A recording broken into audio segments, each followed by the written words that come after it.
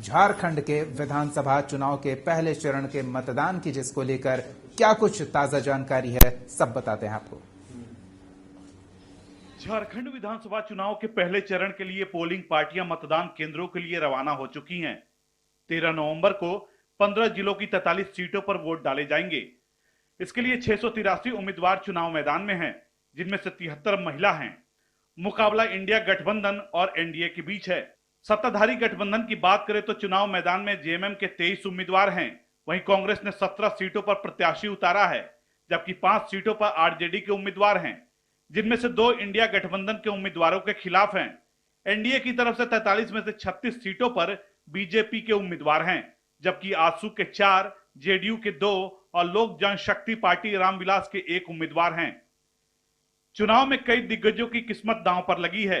बड़े चेहरों की बात करें तो सरायकेला सीट से पूर्व मुख्यमंत्री चंपाई सोरेन बीजेपी के टिकट पर चुनाव लड़ रहे हैं। जमशेदपुर पूर्वी से पूर्व सांसद डॉक्टर अजय कुमार कांग्रेस प्रत्याशी हैं। यहीं से पूर्व मुख्यमंत्री रघुवर दास की बहू पूर्णिमा दास भी चुनाव लड़ रही हैं। पोटका सीट से पूर्व मुख्यमंत्री अर्जुन मुंडा की पत्नी मीरा मुंडा बीजेपी की उम्मीदवार हैं। जमशेदपुर पश्चिम से मंत्री बन्ना गुप्ता कांग्रेस प्रत्याशी हैं और उनके सामने है जेडीयू के सरयू राय। वहीं जगन्नाथपुर में पूर्व सांसद और पूर्व मुख्यमंत्री मधु कोड़ा की पत्नी गीता कोड़ा चुनाव लड़ रही हैं। लोहरदगा से डॉक्टर रामेश्वर उरांव कांग्रेस के उम्मीदवार हैं, जबकि चाईबासा सीट से मंत्री दीपक बिरुआ और गढ़वा से मंत्री मिथिलेश ठाकुर चुनाव लड़ रहे हैं। खूंटी से पूर्व मंत्री नीलकंठ सिंह मुंडा बीजेपी प्रत्याशी हैं। भवनाथपुर से पूर्व मंत्री भानु प्रताप शाही चुनाव लड़ रहे हैं।